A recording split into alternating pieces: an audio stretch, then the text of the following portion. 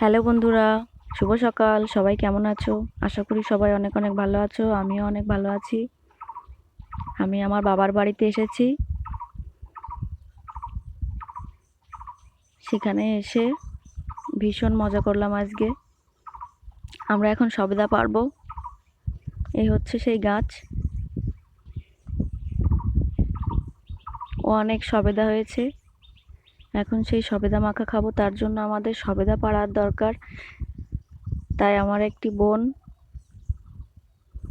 একটি ফাড়া নিয়ে চলে এসেছে। সবেদা পারবো তাই, যেহেতু অনেক উঁচুতে আমরা গাছে উঠতে পারবো না।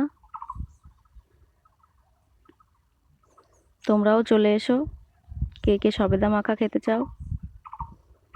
যেহেতু আমরা অল্প কয়েকজন ছিলাম, তাই অল্প করেই পেরে নিয়েছিলাম। গ্রামের পরিবেশ আমার খুবই ভালো লাগে, যেহেতু আমি গ্রামের মেয়ে। শহরে একটুও ভালো লাগে না আমার। তাই বারবার ছুটে আসি আমার জন্মস্থানে। ভাই বোনদের সাথে মিলে অনেক মজা করি এসে।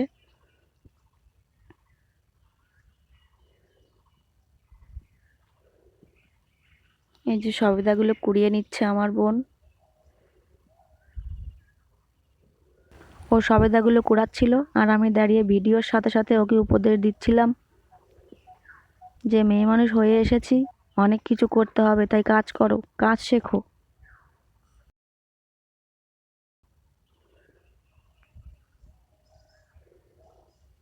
কিছু সবেদা কম হয়ে গিয়েছিল, তাই আবার কয়েকটি সবেদা পেড়ে নিয়েছিলাম।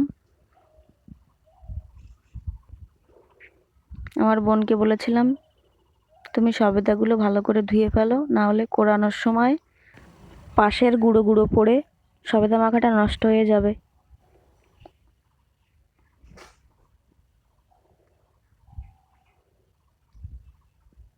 আমি ভিডিও করছিলাম বলে ও খুবই হাসছিল যে দিদি কি করছে। আমি বললাম, হ্যাঁ আমি পাগল হয়ে গিয়েছি, এই জন্য তোকে ভিডিও করছি।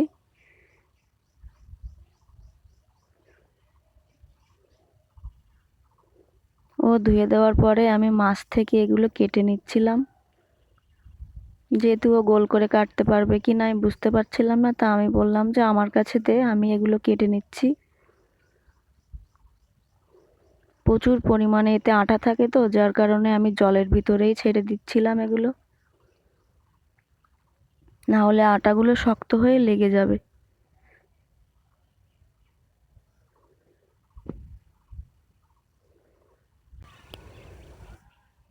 বন্ধুরা, যদি আমার ভিডিওটি ভালো লেগে থাকে তাহলে সবাই লাইক, কমেন্ট ও শেয়ার করবে।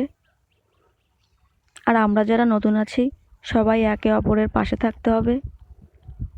যে যাই বলুক কান দেওয়া যাবে না। নিজের গতিতে এগিয়ে যেতে হবে, নিজের উপর আত্মবিশ্বাস রাখতে হবে। মাছ থেকে এগুলো কেটে নিয়েছি। এগুলো ভালো করে ধুয়ে না নিলে আটা থেকে গেলে খেতেও ভালো লাগে না।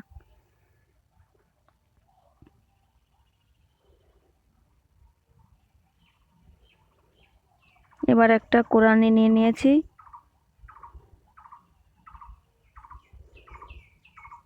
কোড়ানি দিয়ে এগুলো ভালো করে কুড়িয়ে নিচ্ছিলাম। আর আমার বোন আমাকে ভিডিও করছিল।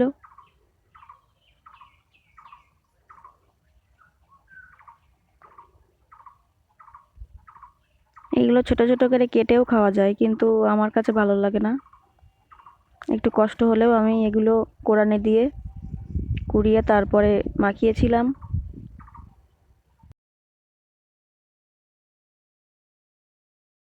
আমার নিজের বোনকে আমি খুব মিস করছিলাম, যেহেতু ও মাখা খেতে খুব ভালো লাগে।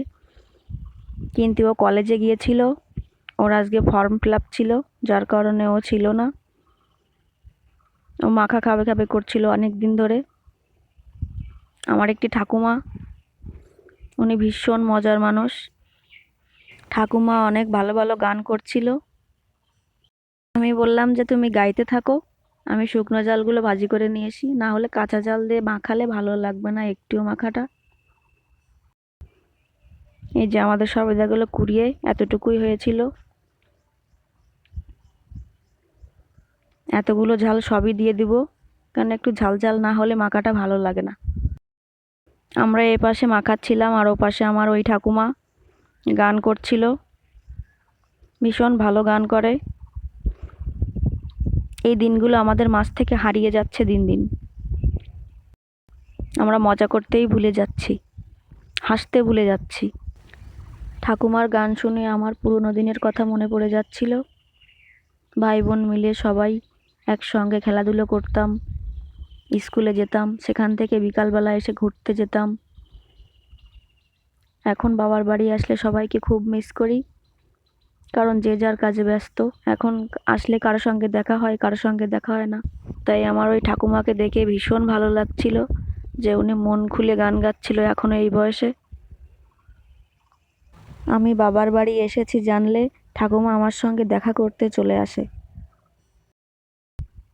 আমার সঙ্গে গল্প করে, অনেক সময় কাটায় আমার সাথে। আমারও ভালো লাগে ভীষণ। এই যে মাখানো হয়ে গিয়েছে, এখন সবেদার যে খোসাটা ছিল তাতে দিয়ে দিচ্ছি। কে কে খেতে চাও চলে এসো। তবে সত্যি সত্যি কেউ দেখে লোভ পেও না, তাহলে আমাদেরই পেট খারাপ করবে। ভিডিওটি দেখার জন্য সবাইকে অনেক অনেক ধন্যবাদ।